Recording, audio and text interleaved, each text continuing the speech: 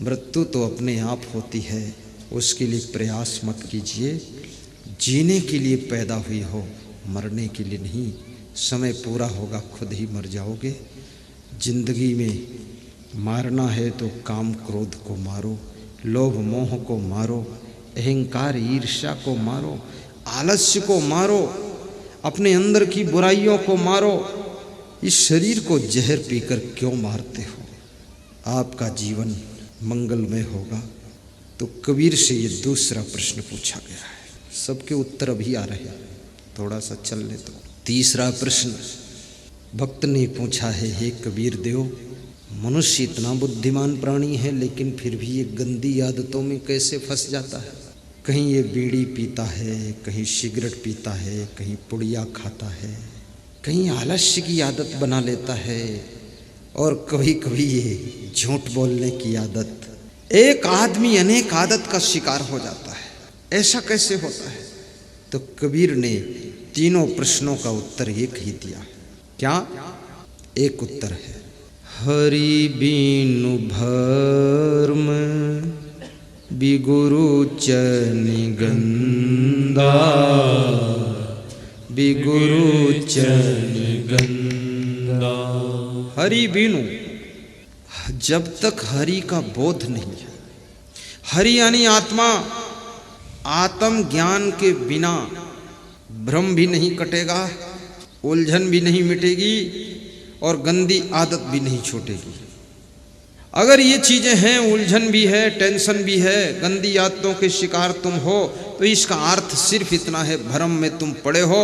तो व्याख्या इतनी ही है कि आपको आत्म ज्ञान नहीं है। यदि आत्मज्ञान हो जाए कि मैं कौन हूं, हु एम आई, तो आपका सब भ्रम कट जाएगा। अभी मैं संतों को सुबह सुबह जड़ चेतन निर्णय पढ़ा रहा हूं, आत्मज्ञान ही पढ़ा रहा हूं। 10 दिन हो गए, अभी और 25-30 दिन पढ़ाऊंगा, लंबा कोर्स है। उसको बारीकी से काट कर छांट कर बता रहा हूं, आत्मज्ञान क्या चीज है। आत्मा वह तत्व है जिसका ना तो कभी जन्म होता है, ना तो कभी मरण होता है, ना तो जिसमें कोई रोग होता है, और ना तो उसमें भोग होता है। और आत्मा ना तो किसी का रिश्तेदार बनता है, और आत्मा ना तो किसी का दोस्त होता है, ना दुश्मन होता है। और आत्मा को मारा नहीं जा सकता है, काटा नहीं जा सकता है। आत्मा शरीर को बदलता है, आत्मा वही रहता है, और शरीर को ऐसे चेंज करता है जैसे वाशांसि जीर्णानि यथा विहाय नवानि गृह्णाति नरोपराणि तथा शरीराणि विहाय जीर्णानि अन्यानि संयाति नवानि देहि। जैसे मनुष्य पुराने वस्त्रों को बदलकर नए वस्त्र धारण करता है, ऐसे आत्मा एक शरीर को त्याग करके दूसरा नया शरीर धारण करता है। आत्मा वही रहता है। जब तुम कपड़ा बदलते हो, तुम तो वही रहते हो, तुम स्वयं नहीं बदल जाते हो, केवल कपड़ा बदलते। अभी कुर्ता धोती पहने हो, फिर पैंट शर्ट पहन लेते हो, लेकिन पहनने वाला वही है। इसी तरह आत्मा ये ऐसा है, स्त्री का शरीर लेकर बैठा है, कल इसको छोड़ देता है और पुरुष का शरीर लेकर धारण कर लेता है, लेकिन आत्मा वही है। कपड़ा बदल गया, शरीर बदल गया, ऊपर का लिबास बदल गया, लेकिन आत्मा वही है, तुम वही हो। तो आत्मा कौन है? आत्मा अमर है, ज्ञान स्वरूप है। जैसे आपके शरीर में आँख रहती है, लेकिन आत्मा नहीं है, तो आँख देखकर कुछ नहीं बता सकती ये क्या है। आँख खुला है, खोपड़ी है, पर वो सोच नहीं सकती। आत्मा पंछी के उड़ जाने के बाद, चले जाने के बाद, हाथ है पर वो काम नहीं कर सकते, पैर है वो काम नहीं कर सकता। इस पूरे शरीर का ड्राइवर, संचालक, इसका मालिक ये आत्मा है। मन का भी मालिक आत्मा है। ये आत्मा जब तुमको ज्ञान हो जाता, मैं आत्मा हूँ, मैं चेतन हूँ, मैं जीव हूँ, मैं दृष्टा हूँ, मैं साक्षी हूँ, तब तुम मन को बस में करना सीखते हो। तुम मन के मालिक हो। मन से जो सोचना चाहो वो मन सोचेगा। मन तुम्हारा मालिक नहीं है, तुम मन के मालिक हो। लेकिन जब तुम्हारा मन तुम्हारे ही बस में नहीं रह जाता है, तब तुम कीड़े मकोड़े की जैसी जिंदगी जीते हो। जब मन तुम्हारे बस में रहता है, तब तुम महान पुरुषों की जिंदगी जीते हो। जब इंद्रियां भी वश में हो जाती हैं तब तुम ऐसे पवित्र आत्मा जैसी जिंदगी जीते हो। और जब तुम्हारी वासना भी निर्मूल हो जाती है तो तुम पुनः जन्म भी नहीं लेते हो, संसार में मुक्त हो जाते हो और जन्म मरण से तुम्हारा छुटकारा हो जाता है, मोक्ष की प्राप्ति होती है। जियत न तरे मुए का तरी हो, जियत ही जो न तरे। कबीर साहब कहते हैं जीते जी नहीं तर सके तो मरने के बाद क्या तरोगे। जीवन में ही आपको पार होना है। किससे पार होना है, किससे तरना है? ये छोटी छोटी आदतों से भी तर जाना है, पार हो जाना है। अपने गलत स्वभाव से पार होना है और काम क्रोध लोभ मोह अहंकार से पार होना है। यही चीजें तो बंधन है, यही तो डुबाती हैं, यही तो भवसागर है। और कौन भवसागर है? अभी मैं देखता हूँ किसी के यहाँ कोई की मृत्यु होती है, वो 10वां होता है, 13ही होता है, सब होता है। कोई पंडित जी आते हैं तो उनको बछिया पुजाई जाती है। तो बछिया जो देते हैं ना, गाय की बछिया, तो कहते हैं कि ये बछिया जो है बैतरणी नदी पार करने में पिताजी की आत्मा को मदद करेगी। इसकी पूंछ पकड़ करके जो आदमी मर गया है ना, वो बैतरणी नदी पार कर जाएगा। और बछिया भी इतनी चालाकी से दान दी गई है कि सबसे कमज़ोर बछिया है। वो बछिया खुद ही नहीं चल पाती है, जब चलती है तो उसकी टांग में टांग लड़ती है। 200-250 रुपये की बछिया है। अब पंडित जी भी ले लेते हैं, क्या करें? पंडित जी भी सोचते हैं भागे भूत की लंगोटी भली, जो मिल गया वही सही। ये भी तो मिलने वाली नहीं है। जजमान कंजूस जजमान। बछिया लेकर पंडित जी जाते हैं और उस बछिया की पूंछ पकड़कर आपके पिताजी बैतरणी पार करेंगे। अब सोचो आप, बछिया खुद ही इतनी कमज़ोर है। बछिया का वजन 30 किलो, तुम्हारे बाप का वजन 90 किलो। जब तुम्हारा बाप उस बछिया की पूंछ को पकड़ेगा और बछिया पार होने लगेगी तो बाप इतना वजन है, बछिया की पूंछ इतनी कमज़ोर है, पूंछ टूट कर तुम्हारे बाप के हाथ में आ जाएगी, बछिया तो पार हो जाएगी, पूंछ पकड़ के तुम्हारा बाप डूबेगा। तो अपने बाप को भी लोग डुबाने में खुश है। अरे पार ही करना है तो ये बछिया क्यों दे रही हो? मजबूत गाय दे दो, 5 लीटर दूध दे रही हो, जो कि तुम्हारे बाप को खींच कर ले जाए। अब ये कौन सी बैतरणी नदी है, किससे पार होना है? इसके लिए चाणक्य ने बहुत अच्छा परिभाषा किया है कि क्रोधो वैवस्तो राजा, तृष्णा बैतरणी नदी। क्रोध जो है यमराज का रूप है। वैवस्तो माने यमराज। यमराज के रूप को देखना है तो क्रोध को देखो। जिस समय क्रोध आ रहा हो तो समझो यमराज आ गया है। और तृष्णा बैतरणी नदी यानी लोभ, ये बैतरणी नदी है। और लोभ को मारने वाला कोई नहीं है। कौन मार सकता है? लोभ को दान मार सकता है। दान के अलावा लोभ मरता नहीं है। इसलिए आप मंदिर में जाओ तो दान सिखाया जाता है, तीर्थ में जाओ तो दान सिखाया जाता है, सत्संग में जाओ तो दान सिखाया जाता है। और दान तब तक नहीं तुम कर सकते हो जब तक लोभ नहीं मर सकता है। और लोभ जब मरेगा तब दान के लिए पैसा निकलेगा जेब से। ऐसे पैसा नहीं निकल सकता दान के लिए। तुम लोभ को जीवित रखने के लिए लाखों तर्क दोगे कि क्यों दें दान, हम क्या जरूरत दान देने की, ऐसे तर्क करोगे। और तुम कहोगे इतना दान देते पैसा क्या करते होंगे पता नहीं, तुम बड़ा हिसाब किताब मांगोगे। लेकिन तुम खुद तुम 10 रुपया देना नहीं चाहते हो, 10,000 बातें करोगे। तुम बातें नहीं कर रहे हो, ये तुम्हारे भीतर बैठा हुआ लोभ हो बातें करवा रहा है। वो बड़े तर्क वितर्क करेगा और ऐसी बातें कर करके तुम दान से बच जाओगे। और दान एक ऐसा अस्त्र है जो लोभ को मार देता है। और दान करने से लोभ तो मरता ही है, आपके घर का दरिद्र भी मर जाता है। जिसके घर में दरिद्र है, दरिद्र को भगाने का अस्त्र केवल दान है। दारिद्र्य नाशनम दानम, शास्त्रोक्त वचन है। दरिद्र को दान नाश कर देता है। वहाँ दरिद्र रह नहीं सकता जहाँ पर दान होता है। दान करने वाले दरिद्री कभी नहीं होते हैं। और लोभी और कंजूस कभी करोड़पति अरबपति नहीं होते हैं।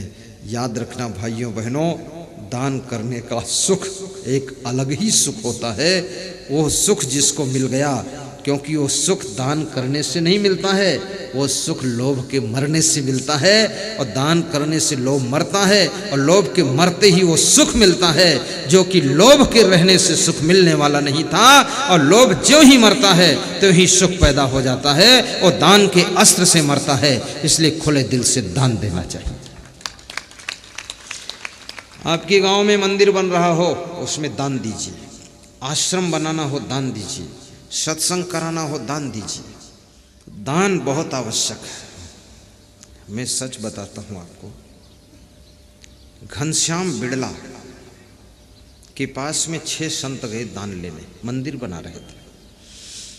तो घनश्याम बिड़ला उस समय अपने बेटे को डांट रहे थे, और इसलिए डांट रहे थे कि दीपक जलाने के लिए बेटे ने 2 माचिस की तीली एक साथ जला दिया था। तो समझा रहे थे कि 2 क्यों जलाया, फिजूल खर्ची क्यों किया, एक फालतू जली है, ये सुधार करो।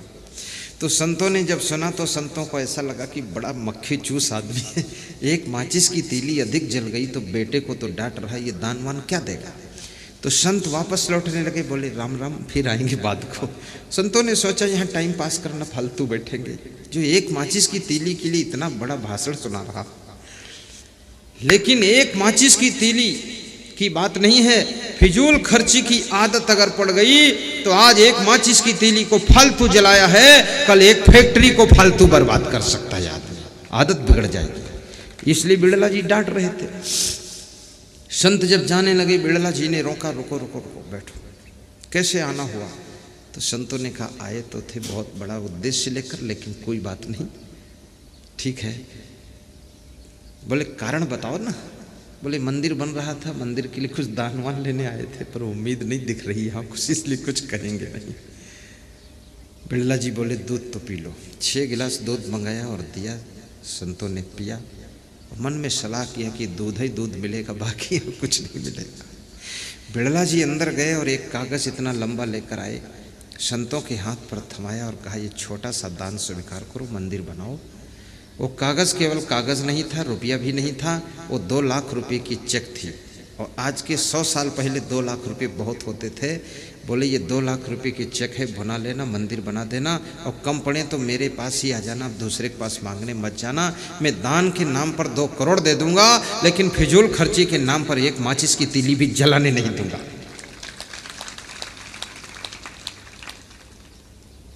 छोटी सी आदत को भी कंट्रोल कीजिए। दान करने वाले बिड़ला जी के पास में 52 शुगर फैक्ट्री थी और कितने बड़े बड़े उनके कारखाने हैं, कितनी बड़ी हस्ती है। आप इतना दान तो नहीं दे सकते हो, लेकिन मैं इतना जरूर कहता हूँ, जितना दे सकते हो उतना दान करना शुरू करो। और दान करोगे तो धार्मिक भावना जगेगी, धार्मिक भावना जगेगी तो बुराइयों से, व्यसनों से तुम बचोगे, और व्यसन बुराई से बचोगे, अवगुणों से बचोगे तो मेहनत करोगे, मेहनत करोगे धनवान बनोगे, धनवान बनोगे तो अच्छा मकान बनाओगे और आपकी उन्नति हो जाएगी। दान करने वाला आदमी धर्म से जुड़ जाता है, और धर्म में वह ताकत है कि उस आदमी को बुराइयों से बचा लेता है, फिर वो आदमी महान, धनवान, बुद्धिमान बनता चला जाता है। इसलिए कृपया दान कीजिए।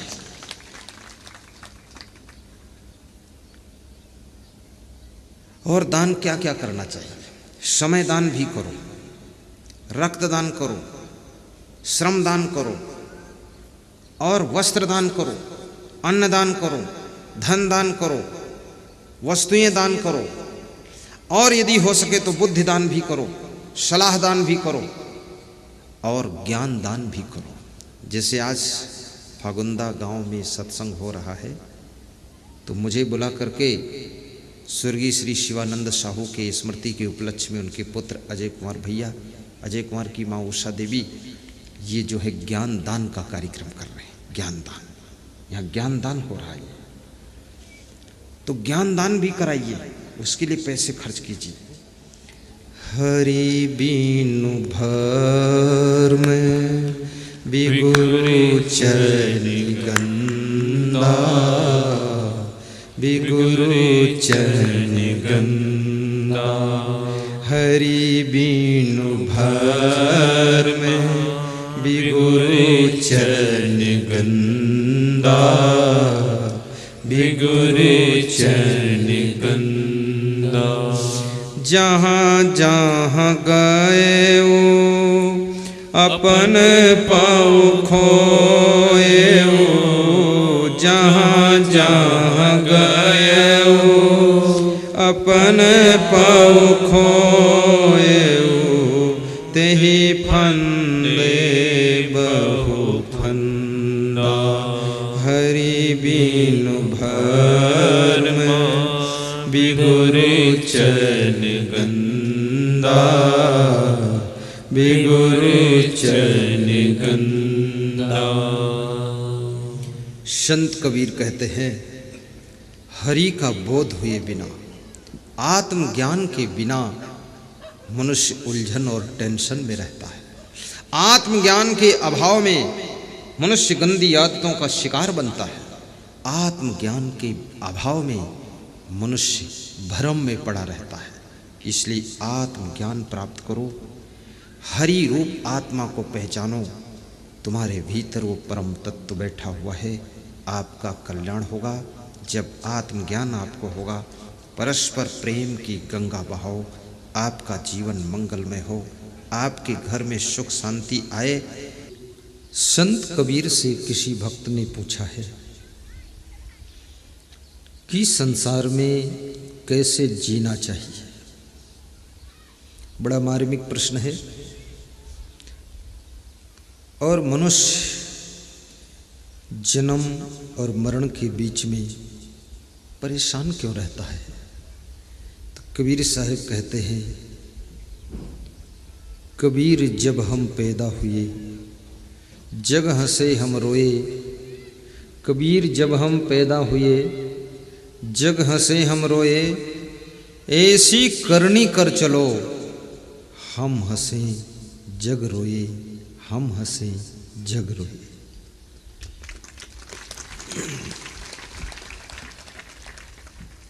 कबीर साहब का लोहा पूरा विश्व मानता है। इंग्लैंड के एक बहुत बड़े फिलासफर ने कहा था, कबीर अगर मेरे देश का होता तो आज तक मैं उसको विश्व में छा देता। ये हिंदुस्तान के लोग कबीर को प्रकट नहीं कर पाए, प्रचार नहीं कर पाए। हिंदुस्तान में ही उसका प्रभाव दिखता है, बाकी देशों में कम है।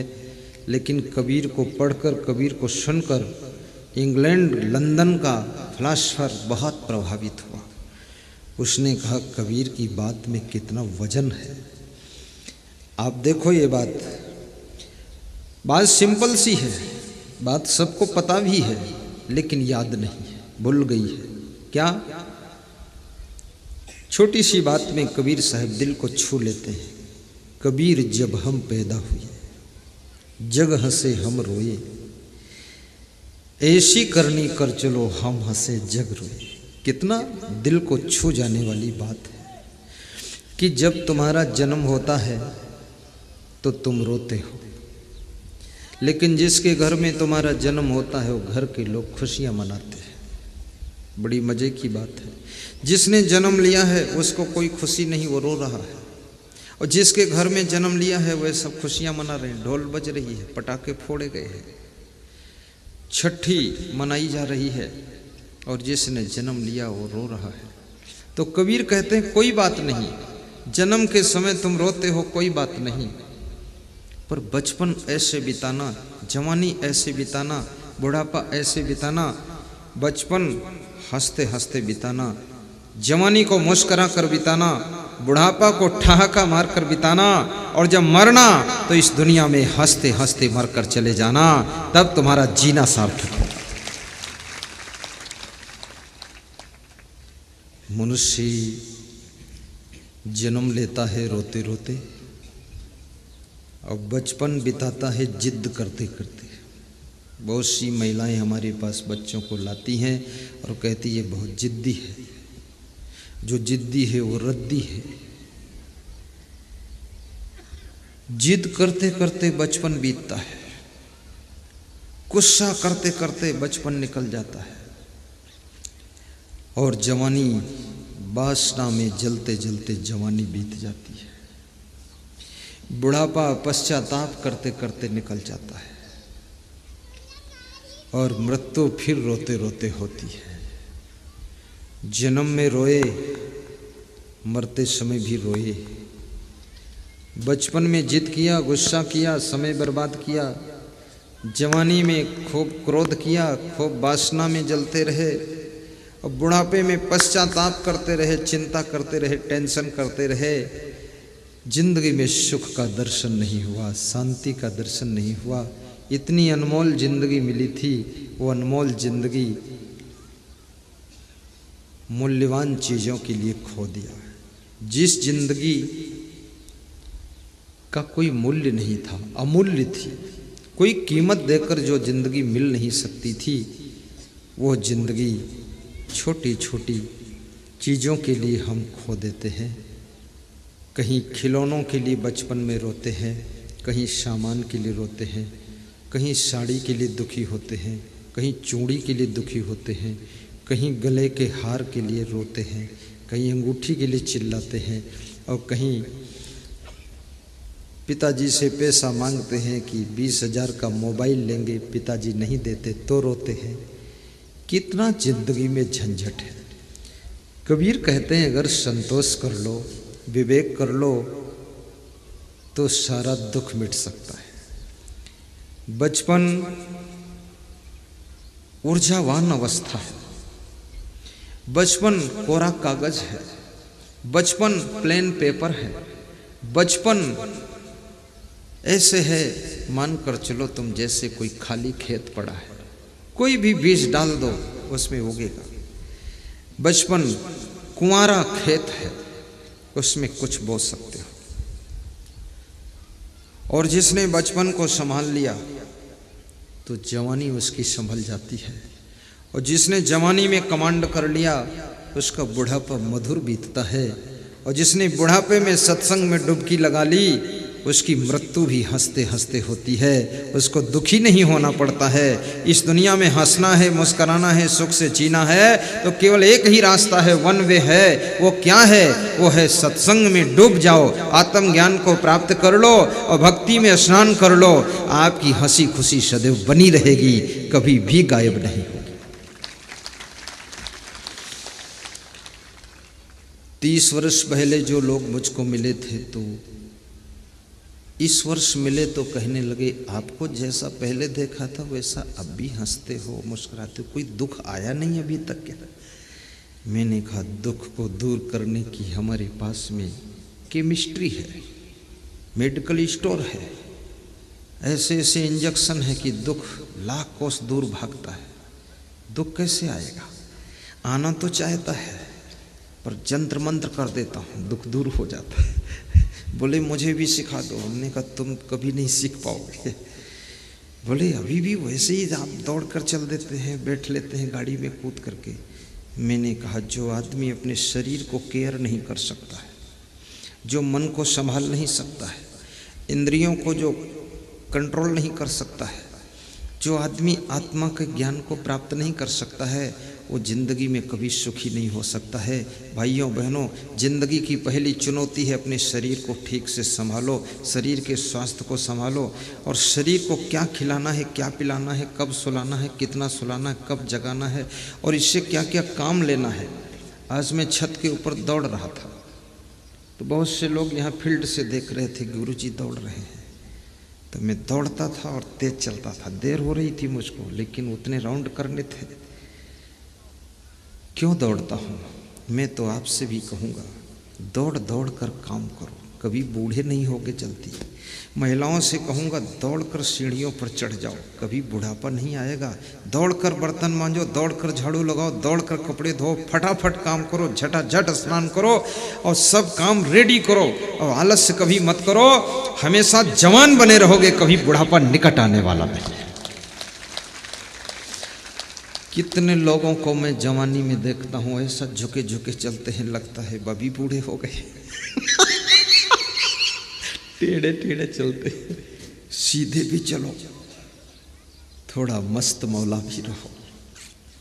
इस दुनिया में न सम्मान की ख्वाहिश रखो, न अभिमान की अंदर जगह रखो और न अपमान की चोट से घायल हो। जो मिल गया है उसमें अपने को एडजस्ट करो, जो ज़रूरत है उसके लिए अपने को सिलेक्ट करो, जो बुराइयां हैं उनसे स्वयं को रिजेक्ट करो और जो अच्छी राह है उसको करेक्ट करो। आपकी ज़िंदगी धन्य होगी। जीवन में दुख तो है ही नहीं, ये तो लोग जानबूझकर दुख बनाते हैं। बहुत अज्ञानी लोग हैं, खूब खोद खोद कर ताल बनाते हैं और उसमें फिर डूब जाते हैं। कोई दुख नहीं है। गुड़ाखू घिसोगे दुख आएगा, तमाकू खाओगे दुख आएगा, पान चबाओगे दुख आएगा। तुम कहते हो हम पान चबा रहे हो, पान कहता हम तुम्हारे दांत चबा रहे हैं। तुम कहते हो हम गुड़ाखू घिस रहे हैं, गुड़ाखू कहता हम तुमको घिस रहे हैं। अब क्या सत्य है? आखिरी में गुड़ाखू तो अब भी जिंदा है और घिसने वाले घिस के चले गए। तो ये शराब पियोगे दुख आएगा, आलस्य करोगे दुख आएगा, गुस्सा करोगे दुख आएगा, फिजूल खर्ची करोगे दुख आएगा, सत्संग में नहीं जाओगे दुख आएगा, क्रोध करोगे दुख आएगा, लालच करोगे दुख में फंस जाओगे, अहंकार करोगे बहुत दुख पाओगे, नम्र रहोगे बहुत सुख पाओगे, सरल रहोगे सुख पाओगे, संतोष करोगे सुख के सागर में डूब जाओगे, प्रसन्न रहोगे आनंद आ जाएगा, टेंशन में रहोगे दुख पा जाओगे, खुश रहोगे टेंशन भी दूर हो जाएगी, सुखी हो जाओगे। याद रखना, सुख और दुख की चाबियां तुम्हारे पास में हैं, हर व्यक्ति के पास में हैं। अपने अपने सुख और दुख के तुम मालिक हो, इसलिए आप अपनी उस चाबी को लगाइए जिससे सुख की गाड़ी स्टार्ट होती है। दुख की गाड़ी पर क्यों बैठकर चल रहे हैं? हमेशा उन्नति के लिए सोचिए। कितने घरों में न उन्नति के लिए सोचते हैं, न विकास के लिए सोचते हैं, न मकान के लिए सोचते हैं, न गाड़ी के लिए सोचते हैं, कुछ नहीं, केवल लड़ाई के लिए सोचते हैं कि ससुर को अब की अगले दिन लड़ाई होगी, ससुर को हरा दूंगी और सासू को गिरा दूंगी और जेठ को तो ऊपर फेंक दूंगी और देवर को लेवर बना दूंगी। अब ये प्लानिंग ही गलत तुम्हारी है। इस प्लानिंग में क्यों फंसी हो? बहुत अच्छी सोच रखो। मैंने महाभारत सुना है, तुमने भी सुना होगा, ये कौरव पांडवों की महाभारत। तो मुझे तो ऐसा लगा कि भागुंदा गांव में जैसे लोग समझदार रहते, इससे भी कम समझ के लोग थे कौरव पांडव। बहुत मूढ़ बुद्धि के थे। उन्होंने कभी भी प्लानिंग बनाया ही नहीं कि सड़क बनाना है, बगीचा लगाना है या पानी टंकी बनाना है। उनके घर में रोज कलह कलेश, रोज वही मीटिंग, रोज वही झगड़ा, रोज बकवास, रोज झंझट। तो मुझे तो लगता है ये तो नंबर 1 के मूर्ख लोग थे। भले उनका नाम चाहे शांतन हो, राजा का नाम, पर शांति तो बिल्कुल नहीं थी, बहुत कम बुद्धि का था। क्योंकि वो गंगा किनारे जाता है तो गंगा में मोहित हो जाता है, और जमुना किनारे जाता तो जमुना में मोहित हो जाता है, और नाव पर बैठता तो सत्यवती में मोहित हो जाता, और भैंस के पास खड़ा तो भैंस में मोहित हो जाता। ऐसा आदमी कभी सुखी नहीं हो सकता। दुनिया के लोग तुमको मोहित करें, सम्मोहित करें, आकर्षित करें, जादू जंतर मंत्र तंत्र करें, लेकिन दुनिया की कोई शक्ति आपको मोहित न कर पाए, तब आप दुख से ऊपर उठ सकते हो और दुनिया के लिए बहुत बड़ा काम कर सकते हो। ये मोहित होना। फिर उनके बेटे पैदा होते हैं, देवव्रत हैं। अपने बाप के चक्कर में देवव्रत की भी जिंदगी बर्बाद हो गई। वो भीष्म पितामह बने। वो बहुत रोते रहे, उलझे रहे, हस्तिनापुर की रक्षा कर रहे हैं। अरे हस्तिनापुर की रक्षा करनी है तो सबसे पहले धृतराष्ट्र को डांटो कि ये दुर्योधन के चक्कर में क्यों पड़ा हुआ है। अन्याय की संगत करने वाला, अन्याय का साथ देने वाला स्वयं ही पहले पिस जाता है, और अन्यायी से अलग हट जाने वाला सुरक्षित हो जाता है। भीष्म पितामह हस्तिनापुर की रक्षा कर रहे हैं। ये समझदारी का विषय नहीं है। जो लोग अन्याय कर रहे हैं उनकी तरफ से युद्ध करने के लिए आप क्यों खड़े हो गए? आपको नहीं खड़ा होना चाहिए। युधिष्ठिर जैसे लोग जुआ खेल रहे हैं, हद मार दी। दुर्योधन जैसे लोग गंधर्वों की बेटी को दौड़ा कर पकड़ना चाहते हैं। ये सारी फैमिली ही काम क्रोध लोभ मोह में डूबी हुई है, अहंकार में डूबी हुई है। इसलिए कौरव पांडवों के बीच में महाभारत हुआ है। भाइयों बहनों, जो लोग काम क्रोध लोभ मोह अहंकार को नष्ट कर देते हैं, दया क्षमा संतोष विवेक विचार में डुबकी लगाते हैं, उनके घर में महाभारत नहीं होता है, वहां पर रामचरितमानस होता है, वहां रामचरितमानस होता है।